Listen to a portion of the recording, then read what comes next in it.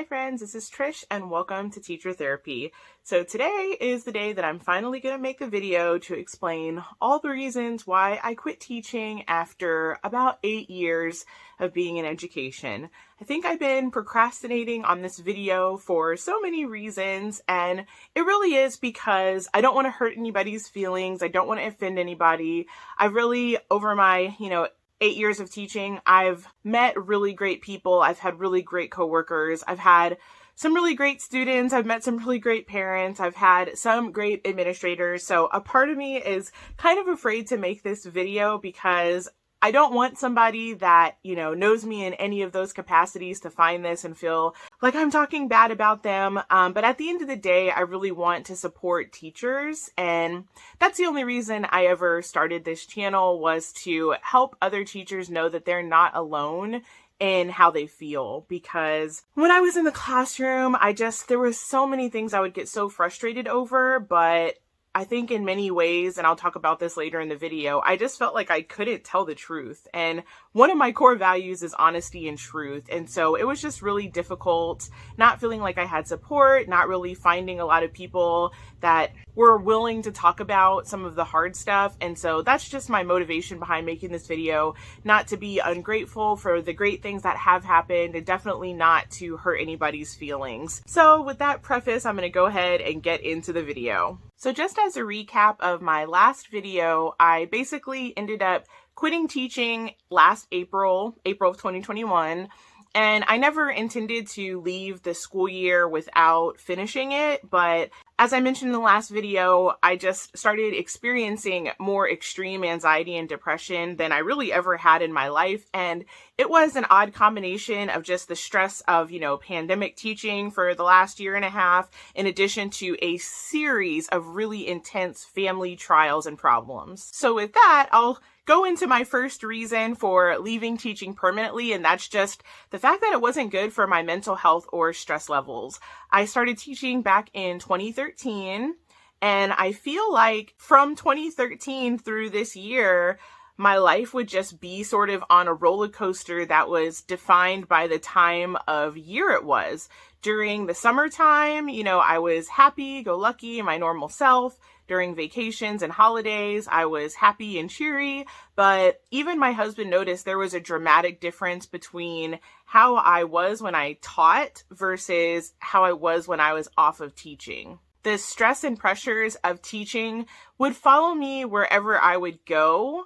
And I just had this dramatic up and down experience of sort of feeling like I was living for summers and holidays, and then at the same time having a cloud of dread float over me, knowing that I was going back to teaching, whether it would be, in a couple of months over the summertime or, a couple of days over weekends. It just was this dramatic up and down experience of feeling really, really grateful for vacations and breaks, but at the same time knowing that it was short-lived. I've always tried to take care of myself in terms of, mental health and physical health. But this year, my stress and just emotions actually got beyond the point that I felt like I could take care of it myself. And so I essentially did what I would never, have planned on doing. And that's started taking prescription medicine, did a whole ton of counseling, and just nothing was able to alleviate the stress and the pressure that I was feeling.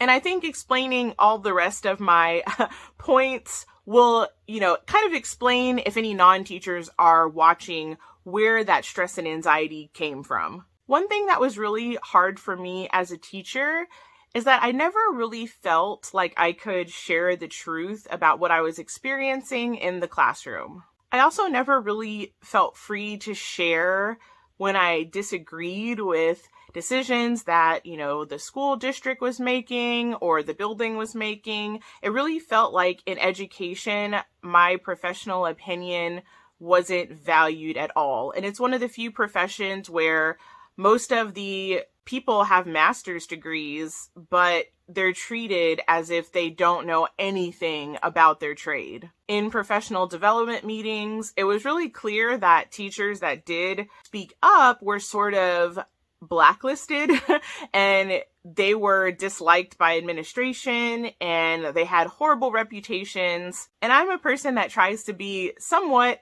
likable and agreeable, and I didn't want to be that person that was disliked by my administrators. So I just felt a huge pressure to smile and nod. But as I mentioned earlier, that is not in my nature to lie. I remember going to a professional development last year, and the premise was that giving zeros are toxic to students. Really, it's kind of complicated, but the idea that everything that we've done in terms of traditional grading is pretty much totally wrong. Being in a school year where about 75 to 87% of my students were turning in absolutely nothing, it was a little bit discouraging for me to hear that giving zeros are toxic. And I think I must have entered education at a really weird time period, but there has been so many shocking philosophies to me that make zero sense. And I know that it makes zero sense to, 97% of the teachers in the room, yet I would proceed to watch those teachers stand up and say, oh my goodness, I never knew that giving zeros were toxic. Thank you so much for coming to the school and telling me that. And I'm not trying to be a brat really, but that got under my skin so bad. I felt like a lot of the policies that have been happening are all fear-driven. They're not being made with the interest of the teachers. They're not being made for the interest of the students or families. It's mostly about not getting sued, not being on the wrong side of the media, not upsetting people that have power. It's just been a mess. And I have routinely felt like teachers are the last people that are considered in a lot of these decisions and philosophies that are happening. And that's another thing that kind of has made me want to leave. I feel like common sense has gone completely out the window. And I think that that is true, especially with how schools treat students. At the end of the day, I have felt like there's very little accountability for students. And I haven't really felt like there's productive ways of disciplining students. And I do think it's human nature that if you're in an environment where you're not held accountable, there aren't really consequences for your actions, people are going to tend to not be the best versions of themselves. Let me put it that way. And that's true whether you are in 4th grade or whether you are 45. People need structure. They need accountability. They need someone calling them to a higher standard. And I think that that's gotten worse every single year that I've taught. I think pandemic teaching sort of exemplified everything that's wrong with education. And it's not so much that these things happened because of the pandemic, but I think that they were revealed by the pandemic. And of course, I'm oversimplifying, but my experience has been students are not really required to do work or to turn in assignments. Everything is all about a few tests that are standardized. Teachers get blamed for students' lack of performance. Parents and the powers that be want to put absolutely unrealistic expectations on teachers that are truly impossible. Teachers get blamed when things don't go wrong. Teachers' choices and autonomy is completely taken away. Teachers are forced to do things that they don't agree with and abide by educational philosophies that they think are foolish, and everybody wants to know why things aren't working. And I think that that's really discouraging for any teacher that really cares. Teachers that care want students to do well, but they understand that certain things have to be in place for students to do well. Not requiring students to do homework or classwork is not going to work out. Not requiring students to really study and deeply learn content is not going to work out. And that's been really hard for me, especially because I'm an English teacher. And I feel like, I'm going to sound like I'm 100 years old, but it is very difficult for students to learn deep, complex reading skills when, for whatever reason, they don't have a value for reading and when they don't have any kind of stamina. I've gotten in trouble in the past for trying to have kids actually read in the classroom. I think that a lot of the powers that be have bought into a philosophy that we need to make education look as much like TikTok or Instagram or YouTube or whatever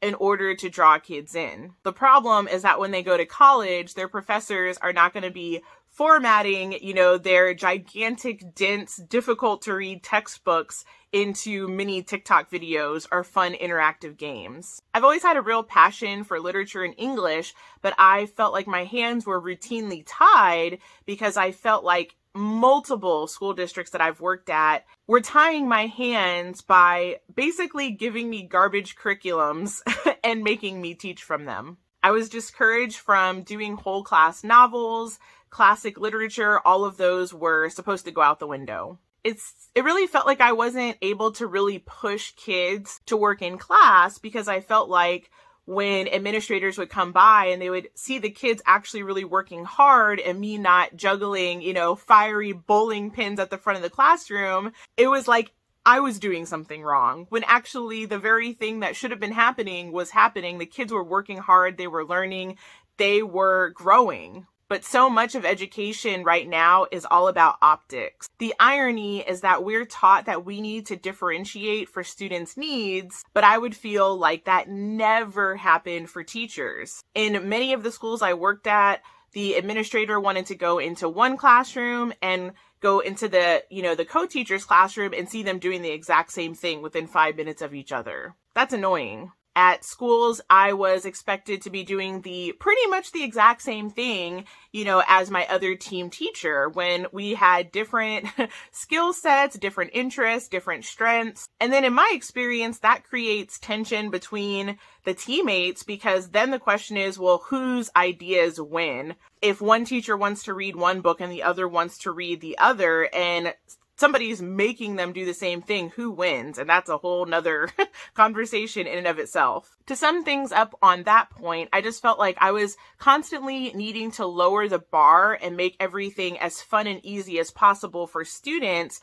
And that may work in certain subject areas, but in reading and English, there is hard work involved. Ask any writer, there's hard work involved. And when unfortunately, for whatever reason, students are not reading at home, they're not reading in their free time, and I'm being told I need to get students that are 3 years behind up to speed, yet I can't have them do anything hard, I'm just left scratching my head. A silly analogy I have for this phenomena is imagine if you were a gymnastics teacher and you of course, you demonstrated for your students how to do backflips and back handsprings and toe touches and all of that good stuff. But then when it came time for the students to actually do it, they never did it. They didn't practice. They didn't do their back handsprings. They were just watching you as the coach the whole time.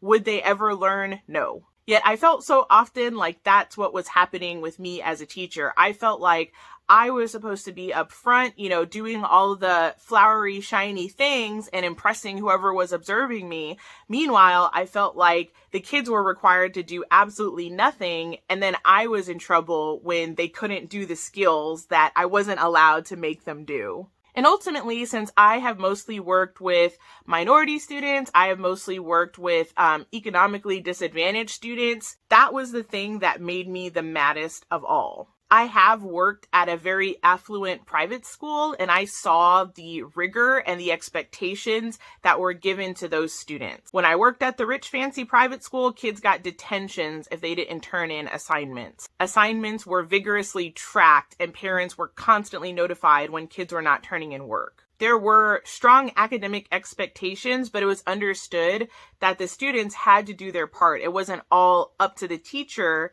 to make the students do what they were supposed to do. But working in urban Title I schools, I have just felt like for whatever reason, those expectations are non-existent. And I know what it takes to succeed, and it actually bothered my moral conscience that I could not require students to do the things that I know they needed to do in order to be successful. Going along with those challenges, I have felt like, unfortunately, students in this generation have very little regard for authority and rules. And I know that none of the things that I'm talking about are necessarily popular. They probably sound old school, and I probably sound like a grumpy old hermit crab. But the truth is, again, in life, in order for people to succeed, there has to be some degree of respect for rules and authority. And unfortunately, in a lot of the situations I taught in, I felt like that wasn't required. I felt like instead I was expected to just constantly change rules to meet the behavior of whichever students I had that year. I felt like, sadly, excuses were constantly made for students, and in certain circumstances, a few students were allowed to ruin the educational experience of everybody in the classroom. And I know that there's a lot of controversy about whether detentions work, whether, ISS or out-of-school suspensions work. Those are real issues to grapple with. But at the end of the day, something has to be done to keep behavior under control. And I didn't feel like the tools that I was given were working. So then that put me in a super awkward position as a teacher. I felt like it was all up to me to somehow be popular with students and have them like me in hopes that if they liked me and they thought I was, cool or something, that they would actually listen and follow my directions. And I'm just saying, I was never the cool, popular kid, even when I was in school. So trying to be the cool, popular teacher as a teacher, I felt like that didn't work for me. Some people naturally have a personality that commands tons of respect and authority and attention, but that never was really my style. I had just hoped that I could, be loving and kind and be myself, yet at the same time have expectations that students followed, and if they didn't, there would be consequences. In my head, it was a simple equation, but in reality, it didn't work out like that at all. The irony is, as nice as I think I am, I was routinely told that, I was too negative with students, or that my standards were too high, or that my rules were too strict. And in my opinion, they were super basic rules and expectations, like students shouldn't be talking when I'm talking, students should actually do the work that I assign. To me, just like basics. But somehow I was always left feeling like I was in the wrong for having those expectations. Unfortunately, although I met a lot of really, really great parents, generically, I would say my interactions with parents just gave me a lot of stress and anxiety, because for whatever reason, I kind of feel like teachers have been kind of thrown under the bus ever since I got into education. So I felt like there's a natural sort of distrust for teachers, and I know that everybody's talked about it, but it's worth saying again, in my day, if my teacher called home, my parents believed the teacher. But I feel like in this day and age, when teachers call home, they're terrified that, that one mom is going to get 50 moms against them and start a crusade. And it's happened to me. If you see some of my other videos, like that kind of stuff has happened to me. So again, kind of going back to the theme of not feeling like I could speak the truth, it was just really frustrating because a lot of times at parent-teacher conferences, I felt like I had to create a picture of a student that didn't exist in reality. But I was just kind of told, oh, well, you need to, play up all the good things and just maybe barely, scarcely mention anything negative. And it was different from building to building. But overall, I think you can end up kind of getting a little traumatized after a certain degree of negative parent interactions. And so I constantly felt like I didn't really have support from parents. I just honestly felt like I was kind of scrutinized and distrusted by parents, and that was not encouraging. Another thing that I have always found challenging in teaching, and I want to say, I think I've lost count, but I have taught every grade between 4th grade and 8th grade, and I think I've worked at 5 different buildings in my little, teaching career. But I have generally felt like teachers' time is wasted so horribly. I really, after a while, kind of figured out that meetings literally just happen for the purpose of having meetings. A lot of times there's nothing to talk about. And I just could really tell that everyone was trying to make up things to talk about. And so that was just really infuriating, constantly, having to have all of these meetings where there was literally nothing to say. People were just making things up, and we were doing little busy work projects that I knew would probably never actually get looked at. I also felt like there was a lot of documentation for the sake of documentation.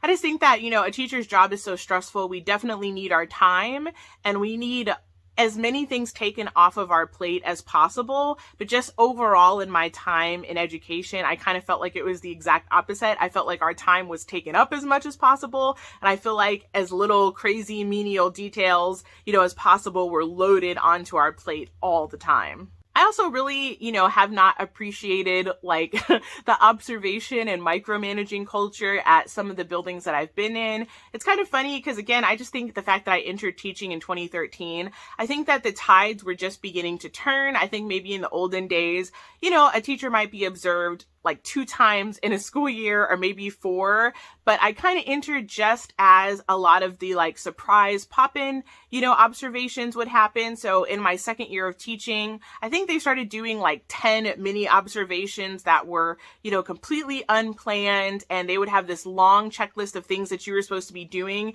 And it was ridiculous because it literally didn't matter if you were lining students up to take them to lunch. They would say that you still had to be doing these 10 different things and like saying certain words and asking certain questions and just complete craziness. And they basically said, well, out of our 10 times in your classroom, if it just so happened, like, what are the odds that every time we came in, you would be doing something that was, not related to the lesson? And just kind of like really unfair, silly ways of judging teachers. That has been a big pet peeve of mine. Going along with that, I also really haven't appreciated the way quote unquote data is used because I ended up feeling like my effectiveness and success as a teacher was based upon a few arbitrary tests that were given at random times. And there didn't seem to be any regard given for the fact that, sometimes the students didn't care about the test that was being given, or, just all of the other factors that I've previously mentioned. There's a million reasons why a test score might not be what it's supposed to be. And this is something that's really unpopular to talk about, but, over my years of teaching, I've known a lot of teachers that make up scores and make up data because they are, really a big deal with observations and with, how your end of the year evaluation comes up. So a lot of teachers just felt like they were forced to end up making up numbers and making up data. And to me, it just goes into this giant feeling of just like the lie culture within teaching where, you keep your mouth shut, you pretend you agree with everything, you don't try to make the wrong people mad. You feel like you've got to lie to parents. You feel in some cases like you've got to make up test scores. It just was so crazy. I felt like I was kind of like living in an Orwellian nightmare a lot of times because there's just so many things that didn't add up and didn't make sense, but yet I didn't feel free to say anything. And if I did, which sometime I did, I ended up feeling like I was highly resented for it and then kind of in some subtle ways punished for it. I do also kind of feel like in some of the buildings I worked at, there was a sense that teachers were dispensable. In one of the buildings I worked at, one of the leaders literally said, if you don't like it here, you can leave. So there's a lot of pressure because teachers need to keep their job.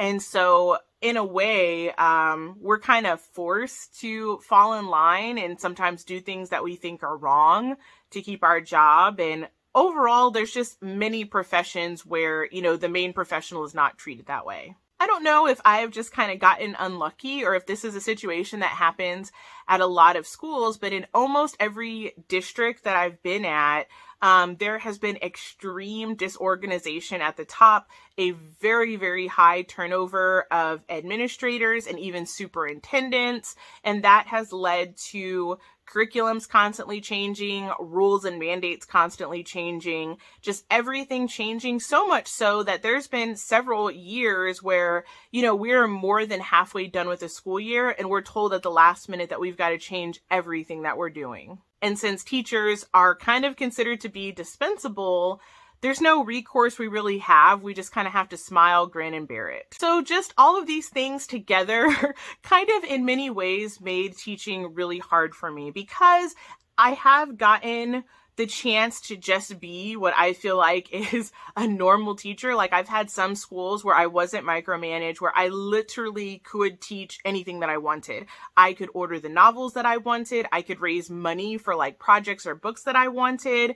and actually use them. I could have fun, creative projects that I did with kids, but then I've been, as the years have gone by, in other situations where every single thing I did felt micromanaged and kind of pushed out to me, where I didn't have a choice about whether or not I was going to teach what I wanted. So for me, as the creativity, the ability to be creative left, that really started affecting my joy for being a teacher. To be honest, I also really resented when people would come into my classroom just for a few minutes and make a sweeping judgment on everything that I was doing and tell me I needed to change everything, just based off of a few minutes of being in my classroom, even when I knew the students loved what we were doing. I also didn't like how in some buildings I worked at, teachers were purposefully put in competition with one another. So their scores were all put on the board. And in one of my schools, we literally sat around at tables and the administrator asked, okay, why do you think that this teacher got this score as opposed to this teacher that got this score? And we were supposed to sit there and scrutinize the teacher with them sitting right there and make guesses about why one teacher was successful and the other one wasn't. It just kind of felt sort of like a nightmare of just constantly being blamed and shamed. And even in environments where the administrators were really nice and kind, that system was still there. And thankfully at the last school that I worked at, I felt like the administration was really nice. I felt like I really got along well with the students and I had really nice coworkers and everything. But at this point, I'm beginning to be convinced that it's kind of almost not even about the building that you're at. It's about the overall system of education, because I have had administrators that tried to fight, the superintendents and different things to do what they felt like was right for their teachers and the building and the students. And then they were shut down or replaced. So it's just been a frustrating experience of sometimes feeling like, okay, I think I will do really well here. But then knowing at the top with, the superintendent teams that in 1 minute, they can make a snap decision and wipe out everything that I'm doing. So for me, it's just been a sad, overall decision, but it's kind of felt like, I feel like I've been kind of set up for failure, to be honest. I feel like I can't be creative as a teacher. I feel like I can't hold high expectations for students. I feel like students themselves aren't really held accountable. It's discouraging to learn a new system and a new way of doing something only for it to change the next year or sometimes, within a few months. It's hard feeling unsupported by parents and society and sometimes, superintendents and administration. It's hard to feel like I'm completely dispensable. And it's really hard when I feel like the things that I am being asked to do are actually very bad for students. So for all those reasons, I decided to quit. I hope this wasn't too harsh. It's hard for me because I don't want to upset anybody or offend anybody or hurt anyone's feelings. But these have just been my honest thoughts being a teacher for the last 8 years. And I do want to thank, the people that I've worked with that have been awesome, the students that have been awesome, the parents that have been awesome, the administrators that have been awesome, because I definitely don't want to make it look like nobody was awesome, because I've worked with a lot of amazing people. But I think the system is in real trouble, in crisis even, and I think until things change, there's going to continue to be a lot of teachers that just either break down under the weight and the pressure or leave and decide it's not worth it. So that's all I have for now. Let me know if you have any questions. Let me know if there's any video ideas that you'd like me to make. I can now be 100% honest about anything. So if you have any questions or thoughts, be sure to let me know. All right, you guys have a great